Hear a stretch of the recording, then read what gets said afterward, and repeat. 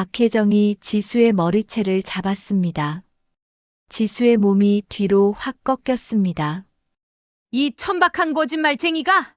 박혜정이 지수를 끌고 현관으로 향했습니다. 지수는 저항했습니다. 하지만 분노에 찬 힘은 강했습니다. 어머니 놓으세요. 지수의 목소리가 떨렸습니다. 배를 보호하려 필사적으로 몸을 웅크렸습니다. 너 같은 여자가 어떻게 감히 우리 집안의 핏줄을 뱃속에! 박혜정이 현관문을 발로 찼습니다. 문이 와르르 열렸습니다. 밖에는 비가 쏟아지고 있었습니다. 나가! 당장 나가! 박혜정이 지수를 밀쳤습니다. 지수는 비틀거리며 밖으로 나가 떨어졌습니다. 쾅! 문이 닫혔습니다. 지수는 그 자리에 주저앉았습니다. 비가 온몸을 적셨습니다. 손이 떨렸습니다. 가방에서 핸드폰을 꺼냈습니다. 마지막 남은 전화번호를 눌렀습니다. 아버지, 이제 그만 돌아갈게요. 침묵이 흘렀습니다. 그리고 저 아이 가졌어요. 전화기 너머로 무언가 얼어붙는 소리가 들렸습니다. 시청자 여러분 안녕하세요. 별빛 인생 은빛 사연입니다. 여러분의 응원은 더 좋은 이야기를 만들게 하는 힘이 됩니다. 오늘도 따뜻한 하루가 되시길 바라며 사연을 시작하겠습니다. 사람들은 그녀를 평범하다고 생각했습니다. 그러나 평범함이란 가끔 가장 완벽한 위장입니다. 그녀는 왜 자신을 숨겨야 했을까요? 오늘 아침도 그녀는 유치원 정문 앞에 섰습니다. 손에는 아이들이 좋아하는 스티커가 든 가방이 들려 있었습니다. 초록색 앞치마를 두른 모습은 누가 봐도 평범한 유치원 교사였습니다. 선생님, 아이들이 그녀를 향해 달려왔습니다. 그녀는 무릎을 굽혀 아이들과 눈높이를 맞췄습니다. 웃는 얼굴이 따뜻했습니다. 이 순간만큼은 진심이었습니다. 그녀의 이름은 김지수였습니다. 29살. 결혼한 지 1년이 조금 넘었습니다. 시댁 식구들은 그녀를 별 볼 일 없는 며느리라고 불렀습니다. 물론 뒤에서만요. 지수는 퇴근 후 시댁으로 향했습니다. 현관문을 열자 냉기가 느껴졌습니다. 온도계의 숫자가 아니라 공기 자체가 차가웠습니다. 다녀왔습니다. 거실에는 시어머니가 앉아 있었습니다. 손에는 명품 핸드백 카탈로그가 들려 있었습니다. 시선은 카탈로그에 고정된 채였습니다. 또 그 유치원 냄새를 달고 왔네. 시어머니 박혜정의 목소리는 낮았습니다. 하지만 날카로웠습니다. 지수는 대답하지 않았습니다. 조용히 신발을 벗고 안으로 들어갔습니다. 부엌에서 저녁 준비를 시작했습니다. 도마 위에서 칼질 소리가 규칙적으로 울렸습니다. 시어머니는 거실에서 혼잣말처럼 중얼거렸습니다. 우리 준혁이가 뭐가 부족해서 저런 평범한 집안 딸을 만난 건지. 지수의 손이 잠깐 멈췄습니다. 그러나 곧 다시 움직였습니다. 익숙한 모욕이었습니다. 사실 지수에게는 비밀이 있었습니다. 그녀의 아버지는 재계의 거물이었습니다. 김태선 회장 은퇴했지만 여전히 막대한 영향력을 가진 인물이었습니다. 그러나 지수는 그 사실을 철저히 숨겼습니다. 왜일까요? 지수는 스스로의 힘으로 사는 삶을 원했습니다. 아버지의 그림자가 아닌 자기 자신으로 살고 싶었습니다. 그래서 평범한 유치원 교사가 되었습니다. 그래서 사랑하는 사람과 결혼했습니다. 하지만 결혼 생활은 쉽지 않았습니다. 시어머니는 결혼 초부터 불만을 드러냈습니다. 지수가 가져온 혼수가 기대에 못 미친다는 이유였습니다. 명품 가구도 없었고 고급 가전제품도 없었습니다. 요즘 시대에 이게 뭐니? 박혜정은 지수가 가져온 소박한 혼수를 보며 혀를 찼습니다. 남편 최준혁은 그때 어머니를 말렸습니다. 엄마, 지수는 자기 힘으로 산 거예요. 하지만 그것뿐이었습니다. 그 후로 준혁은 점점 침묵했습니다. 지수는 그래도 참았습니다. 사랑하는 사람과 함께라면 괜찮다고 믿었습니다. 그러던 어느 날이었습니다. 지수는 병원에서 돌아왔습니다. 손에는 초음파 사진이 들려 있었습니다. 가슴이 두근거렸습니다. 임신이었습니다. 저녁 식사 시간이었습니다. 온 가족이 식탁에 모였고 지수는 조심스럽게 말을 꺼냈습니다. 저 말씀드릴 게 있어요. 시아버지 최상구가 수저를 놓았습니다. 시어머니도 지수를 쳐다봤습니다. 아기가 생겼어요. 잠깐 정적이 흘렀습니다. 지수는 미소를 지었습니다. 기쁜 소식이니까요. 하지만 시어머니의 반응은 달랐습니다. 그래서 박혜정의 목소리는 차가웠습니다. 애 하나 낳는다고 우리 집안 체면이 서는 건 아니거든. 준혁이 끼어들었습니다. 엄마, 그게 무슨 말이에요? 사실을 말한 것뿐이야. 요즘 누가 손주 하나 보겠다고 며느리 떠받들어? 지수의 미소가 굳었습니다. 가슴 속에서 무언가가 무너지는 소리가 들렸습니다. 그날 밤 지수는 잠을 이루지 못했습니다. 옆에서 남편은 깊이 잠들어 있었습니다. 지수는 배를 쓰다듬었습니다. 괜찮아. 우리는 괜찮을 거야. 작은 목소리로 속삭였습니다. 그러나 지수는 몰랐습니다. 머지않아 더 큰 폭풍이 몰려올 것이라는 사실을요. 그리고 그 폭풍이 결국 모든 것을 바꿀 것이라는 사실을요. 창밖으로 빗방울이 떨어지기 시작했습니다. 돈이 떨어지면 사람의 본성이 드러납니다. 그리고 때로는 가장 가까운 사람부터 무너집니다. 최 씨 집안에 그 순간이 찾아왔습니다. 한 달이 지났습니다. 시아버지 최상구가 운영하는 상구건설에 문제가 생겼습니다. 주요 프로젝트 2건이 동시에 중단되었습니다. 협력 업체들이 대금을 요구했습니다. 자금이 막혔습니다. 회사 회의실은 어두웠습니다. 블라인드가 반쯤 내려져 있었습니다. 최상구는 책상 앞에 앉아 서류를 뒤적였습니다. 이마에 땀이 맺혔습니다. 대표님, 이번 주까지 자금이 확보되지 않으면 직원의 목소리가 떨렸습니다. 최상구는 손을 들어 말을 막았습니다. 더 이상 듣고 싶지 않았습니다. 그날 저녁 시댁 거실은 술렁였습니다. 최상구와 박혜정이 마주 앉아 있었습니다. 테이블 위에는 서류 뭉치가 놓여 있었습니다. 붉은 글씨로 긴급이라고 적혀 있었습니다. 이대로는 안 돼. 박혜정의 목소리가 낮게 깔렸습니다. 지수 친정의 도움을 받아야 해. 최상구가 고개를 끄덕였습니다. 다른 방법이 없었습니다. 박혜정은 결혼 전부터 지수 친정이 괜찮은 집안이라는 소문을 들었습니다.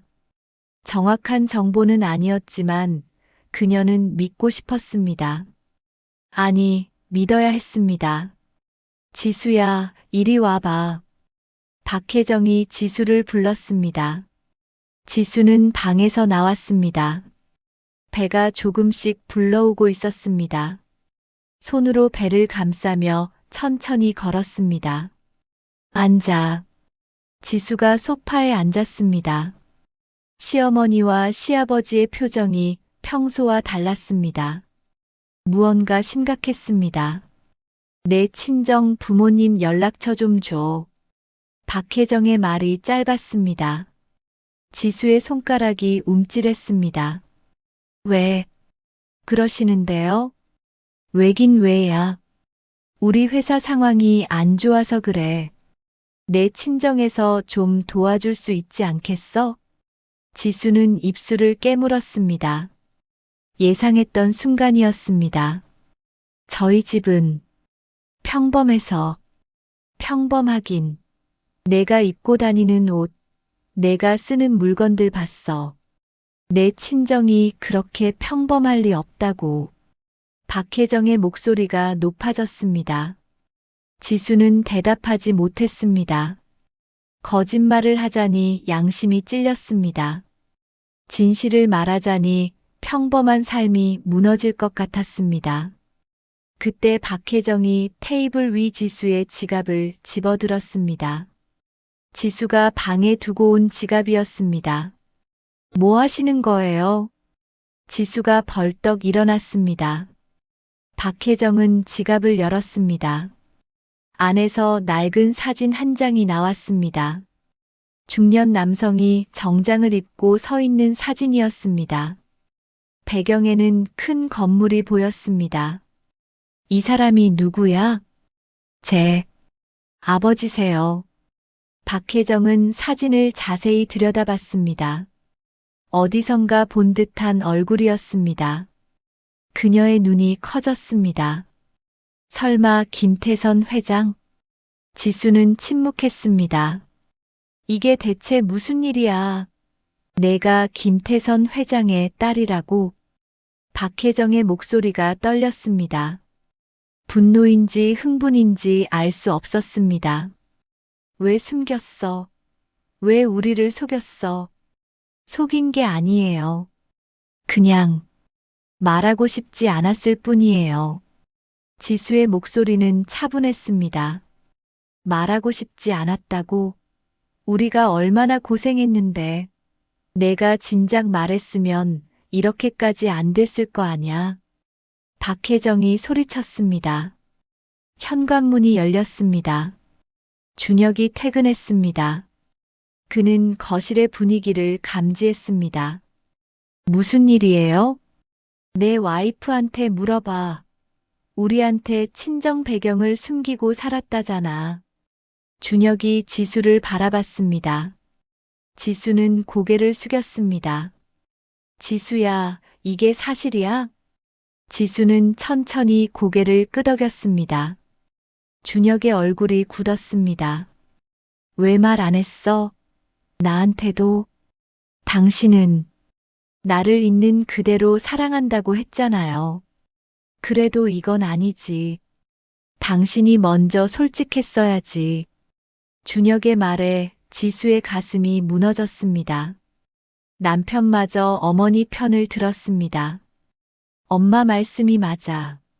결혼은 두 사람만의 문제가 아니야. 가족 간의 신뢰가 있어야지. 지수는 준혁을 똑바로 바라봤습니다. 그의 눈에는 실망이 가득했습니다. 하지만 지수를 향한 실망이 아니었습니다.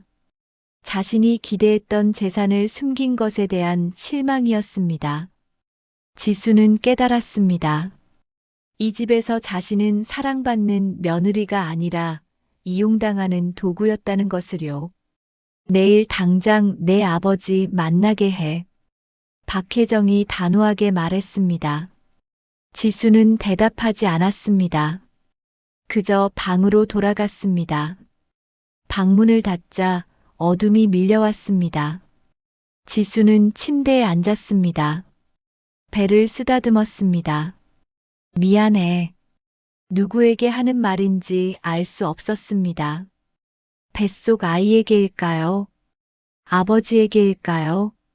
아니면 자기 자신에게일까요? 창밖으로 빗소리가 들렸습니다. 어제부터 계속되던 비였습니다. 점점 거세지고 있었습니다. 지수는 알고 있었습니다.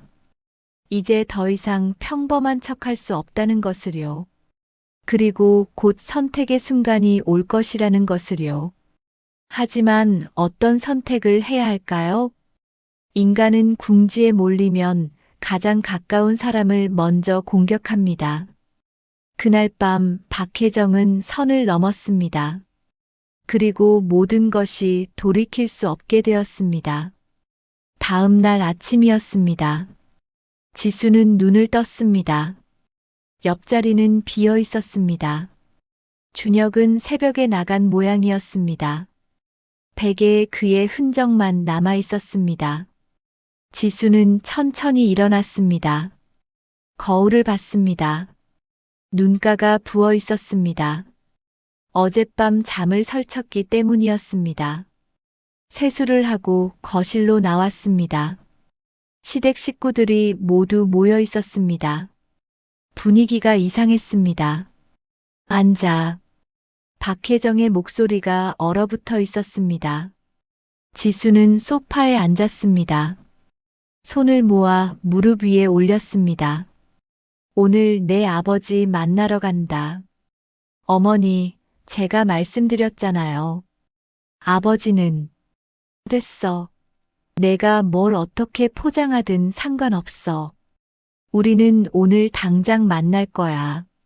박혜정이 테이블을 손으로 탁 쳤습니다. 커피잔이 덜컹거렸습니다. 최상구가 옆에서 침묵했습니다. 그는 아내의 말에 고개만 끄덕였습니다. 안 됩니다. 지수의 목소리가 처음으로 단호해졌습니다. 뭐? 박혜정의 눈이 커졌습니다. 제 아버지는 제가 평범하게 살기를 원하셨어요. 그래서 저도 그렇게 살아왔고요. 돈 때문에 아버지를 찾아가는 건 제가 할 수 없어요. 평범하게, 내가 평범하게 살았다고 박혜정이 비웃었습니다. 너는 거짓말쟁이야. 우리를 속이고 내 남편까지 속이고 그러면서 무슨 평범한 삶이야? 지수는 입술을 깨물었습니다. 아무 말도 할 수 없었습니다. 당장 전화해. 안 그러면 내 짐 싸서 나가. 박혜정의 최후 통첩이었습니다. 지수는 고개를 들었습니다. 시어머니를 똑바로 바라봤습니다. 나가는 게 낫겠네요. 순간 거실이 얼어붙었습니다. 박혜정의 얼굴이 빨갛게 변했습니다. 분노가 폭발하기 직전이었습니다. 뭐라고? 저는 나가겠습니다. 지수가 일어섰습니다. 그 순간이었습니다.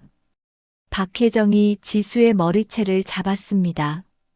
지수의 몸이 뒤로 확 꺾였습니다. 이 천박한 거짓말쟁이가. 박혜정이 지수를 끌고 현관으로 향했습니다. 지수는 저항했습니다. 하지만 분노에 찬 힘은 강했습니다. 어머니, 놓으세요. 지수의 목소리가 떨렸습니다. 배를 보호하려 필사적으로 몸을 웅크렸습니다. 너 같은 여자가 어떻게 감히 우리 집안의 핏줄을 뱃속에. 박혜정이 현관문을 발로 찼습니다.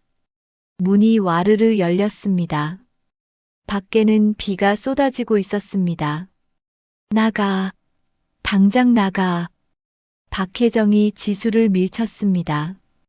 지수는 비틀거리며 밖으로 나가 떨어졌습니다. 손바닥이 젖은 바닥에 닿았습니다. 차가웠습니다. 어머니. 지수가 돌아봤습니다. 박혜정은 현관문 앞에 서 있었습니다. 얼굴에는 혐오가 가득했습니다. 다시는 우리 집 문턱도 밟지 마. 쾅. 문이 닫혔습니다. 지수는 그 자리에 주저앉았습니다. 비가 온몸을 적셨습니다. 머리카락에서 물이 뚝뚝 떨어졌습니다. 손이 떨렸습니다. 가방에서 핸드폰을 꺼냈습니다.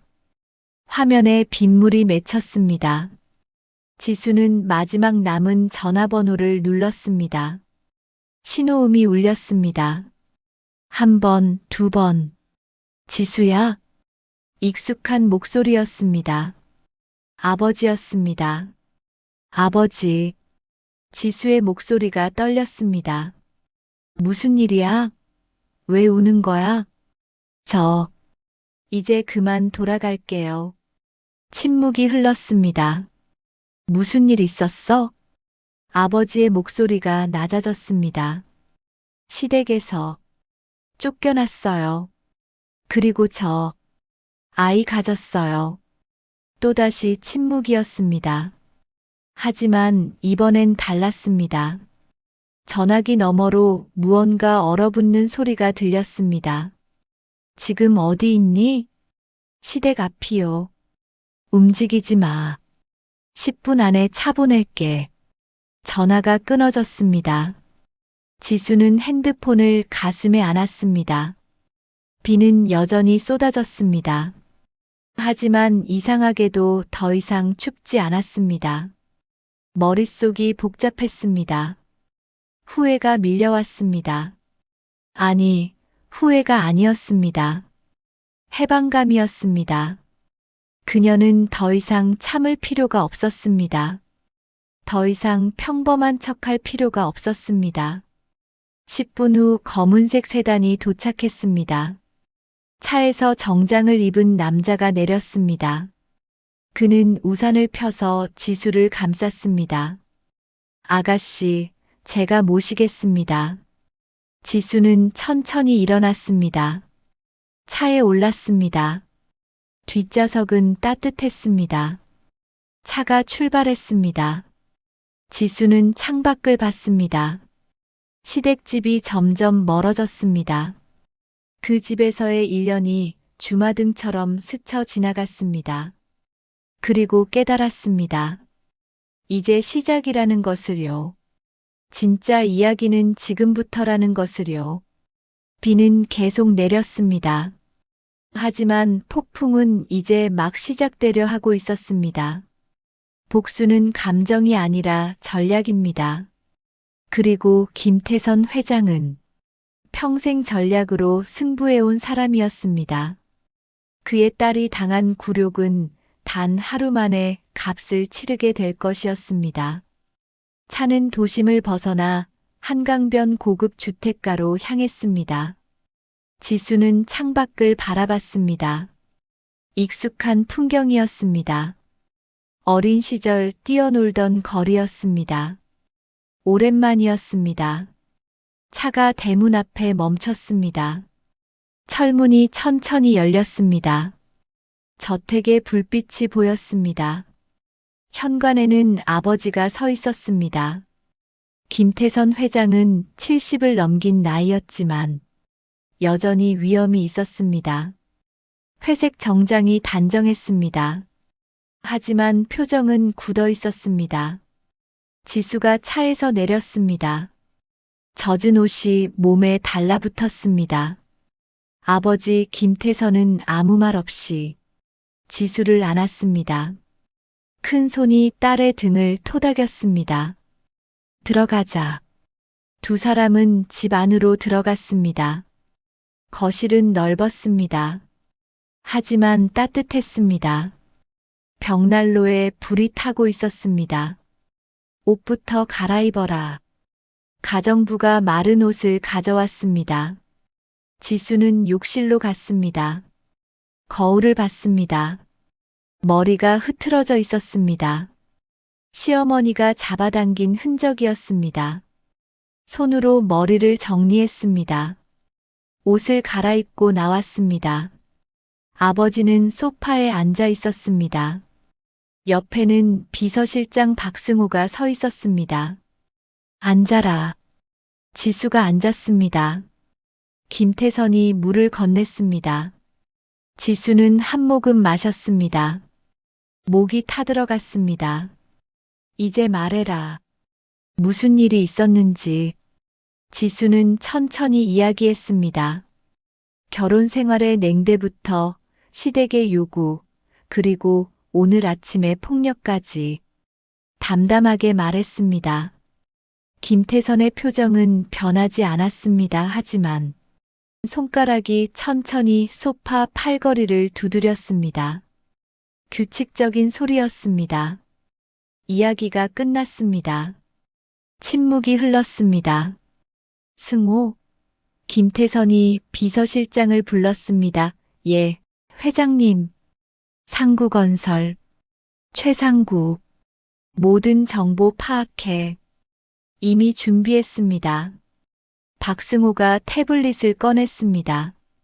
화면에는 서류들이 가득했습니다. 중견 건설사입니다. 자본금 300억. 현재 유동성 위기에 처해 있습니다.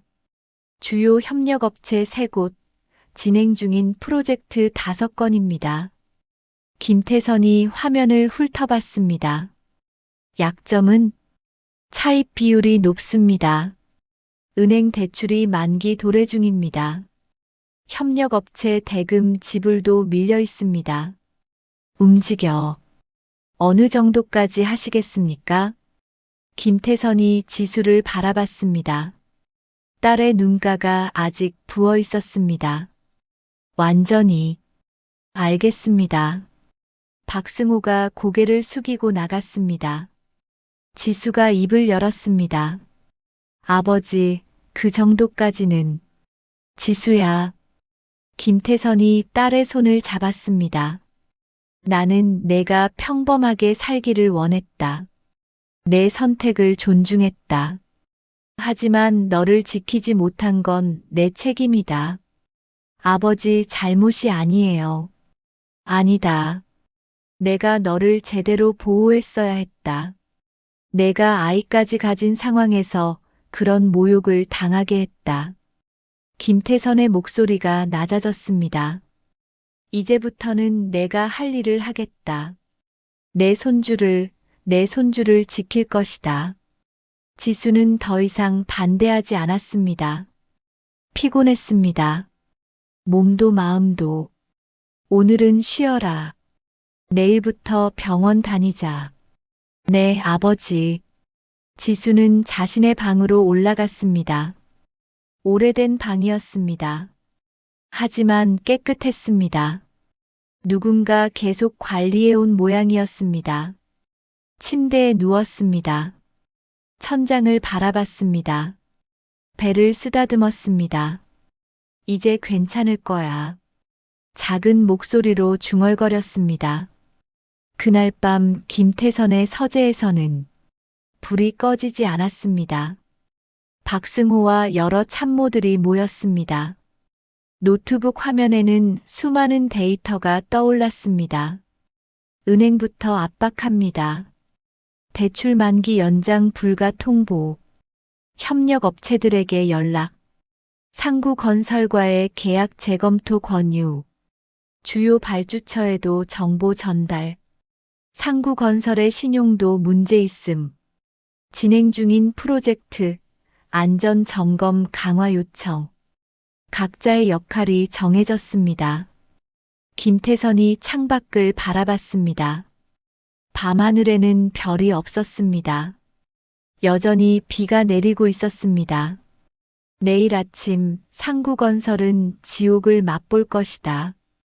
그의 목소리는 차가웠습니다. 감정이 없었습니다. 마치 사업 보고를 듣는 것 같았습니다. 하지만 그것이 더 무서웠습니다. 감정이 없는 복수는 더 철저하기 때문이었습니다. 시계가 자정을 가리켰습니다. 사냥이 시작되려 하고 있었습니다. 복수가 끝나고 나면 무엇이 남을까요? 지수는 그 답을 천천히 알아갔습니다. 그것은 분노가 아니라 평화였습니다. 아침이 밝았습니다. 상구건설 본사에는 비상이 걸렸습니다. 새벽부터 전화벨이 울렸습니다. 은행에서였습니다. 대출 만기 연장이 불가하다는 통보였습니다. 곧이어 협력업체들이 연락했습니다. 계약 파기 통보였습니다. 이유는 명확하지 않았습니다. 다만 회사 방침이라는 말만 반복되었습니다. 오전 9시 주식시장이 열렸습니다. 상구건설의 주가는 개장과 동시에 추락했습니다. 하한가였습니다. 거래량이 폭증했습니다. 모두 매도였습니다. 최상구는 사무실에서 모니터를 바라봤습니다. 붉은색 숫자들이 화면을 가득 채웠습니다. 손이 떨렸습니다. 대표님, 발주처에서도 연락이 왔습니다. 프로젝트 중단 검토 중이라고. 직원의 목소리가 떨렸습니다. 최상구는 대답하지 못했습니다. 그날 오후, 최상구의 사무실 문이 열렸습니다. 김태선 회장이 들어섰습니다. 뒤에는 박승호가 따랐습니다. 최상구가 벌떡 일어났습니다. 박혜정도 급히 사무실로 들어왔습니다. 누구십니까? 최상구가 물었습니다. 김태선은 천천히 책상 앞으로 걸어왔습니다. 정장 주머니에서 명함을 꺼냈습니다. 책상 위에 놓았습니다. 최상구가 명함을 집어들었습니다. 눈이 커졌습니다. 김태선. 박혜정이 그 이름을 중얼거렸습니다. 얼굴이 하얗게 변했습니다. 나는 김지수의 아버지다. 김태선의 목소리는 차분했습니다. 내 딸과 뱃속의 손주에게 한 짓 잊지 않겠다. 최상구가 무릎을 꿇었습니다. 죄송합니다. 제가 몰랐습니다. 몰랐다고? 김태선이 최상구를 내려다봤습니다. 당신은 며느리가 임신했다는 것도 알았고 도움이 필요하다는 것도 알았다. 하지만 선택한 건 폭력과 모욕이었다. 박혜정이 떨리는 목소리로 말했습니다. 회장님, 제가 잘못했습니다. 제발 한 번만. 한 번. 김태선이 박승호를 바라봤습니다. 박승호가 서류 봉투를 꺼냈습니다. 책상 위에 올려놓았습니다. 상구건설의 모든 자산, 단돈 10원에 인수합니다. 서명하십시오. 최상구의 손이 떨렸습니다. 이럴 수는. 선택하십시오. 법정 파산이냐 아니면 이 서류의 서명이냐. 최상구는 펜을 집어들었습니다. 다른 선택지가 없었습니다. 서명이 끝났습니다. 김태선이 서류를 가져갔습니다. 상구건설은 오늘부로 사라진다. 그는 돌아서서 나갔습니다. 문이 닫혔습니다. 사무실에는 절망만 남았습니다. 한 달이 지났습니다. 지수는 아버지의 집에서 지냈습니다. 규칙적으로 병원을 다녔습니다. 아이는 건강했습니다. 어느 날 오후였습니다. 지수는 거실에서 책을 읽고 있었습니다. 육아 서적이었습니다. 초인종이 울렸습니다. 가정부가 나갔다가 돌아왔습니다. 아가씨, 손님이 오셨어요. 누구세요? 최준혁 씨라고 하는데요. 지수의 손이 멈췄습니다. 책을 덮었습니다. 들여보내지 마세요. 알겠습니다. 가정부가 나갔습니다. 지수는 창가로 갔습니다. 밖을 내려다봤습니다. 대문 앞에 준혁이 서 있었습니다. 초췌한 모습이었고 정장이 구겨져 있었습니다. 그는 대문을 바라보며 서 있었습니다. 한참을 그렇게 있었습니다. 그러다 고개를 떨어뜨리고 돌아섰습니다. 천천히 걸어갔습니다. 뒷모습이 작았습니다. 지수는 창가에 서서 그 모습을 지켜봤습니다. 아무 감정도 느껴지지 않았습니다. 미움도 연민도 아니었습니다. 그저 담담했습니다. 이미 끝난 일이에요. 혼잣말이었습니다. 6달이 흘렀습니다. 지수는 아이를 낳았습니다. 건강한 딸이었습니다. 이름은 김서연이었습니다. 병실에는 아버지가 있었습니다. 김태선은 손녀를 안았습니다. 큰 손이 아이를 조심스럽게 감쌌습니다. 지수야, 네, 아버지. 잘했다. 그 한마디가 전부였습니다. 하지만 충분했습니다. 지수는 웃었습니다. 오랜만에 진심 어린 웃음이었습니다. 1년이 더 지났습니다. 지수는 보육재단을 설립했습니다. 이름은 서연재단이었습니다. 딸의 이름을 땄습니다. 재단은 소외된 아이들을 위한 보육시설을 운영했습니다. 지수는 직접 현장을 다녔습니다. 어느 날 오후였습니다. 지수는 재단 어린이집을 방문했습니다. 아이들이 마당에서 놀고 있었습니다. 원장님, 아이들이 달려왔습니다. 지수는 웃으며 아이들을 맞았습니다. 예전 유치원 교사 시절이 떠올랐습니다. 하지만 이제는 달랐습니다. 숨길 필요가 없었습니다. 자신의 이름으로, 자신의 힘으로 일했습니다. 그날 저녁 집으로 돌아왔습니다. 서연이가 기어다니고 있었습니다. 아버지가 옆에서 지켜보고 있었습니다. 엄마. 서연이가 지수를 보고 웃었습니다. 지수는 아이를 안아 올렸습니다. 작고 따뜻했습니다. 우리 서연이 오늘 뭐 했어? 할아버지랑 놀았어요. 김태선이 웃었습니다. 주름진 얼굴이 부드러워졌습니다. 지수는 창밖을 봤습니다. 해가 지고 있었고 노을이 붉었습니다. 한때 지수는 평범함 속에 숨고 싶었습니다. 하지만 이제는 알았습니다. 진정한 평화는 숨는 것이 아니라 당당한 것이라는 사실을요. 복수는 끝났습니다. 하지만 그것은 끝이 아니라 시작이었습니다. 지수는 배운 것이 있었습니다. 굴욕은 때로 우리를 무너뜨리지만 동시에 일어설 힘도 줍니다. 중요한 건 어떤 선택을 하느냐였습니다.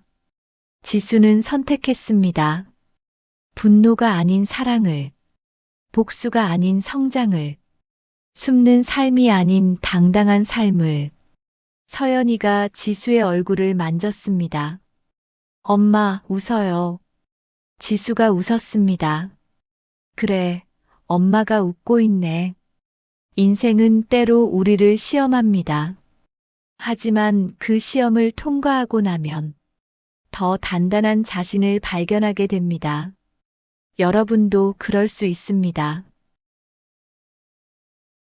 별빛 인생 은빛 사연 시청자 여러분, 오늘 이야기 어떠셨나요? 여러분의 구독과 좋아요, 그 마음 하나가 제게는 정말 큰 응원이 됩니다. 여러분의 하루가 별빛처럼 반짝이고 마음이 은빛처럼 편안하길 진심으로 응원합니다. 항상 함께 해주셔서 감사합니다. 그리고 진심으로 사랑합니다.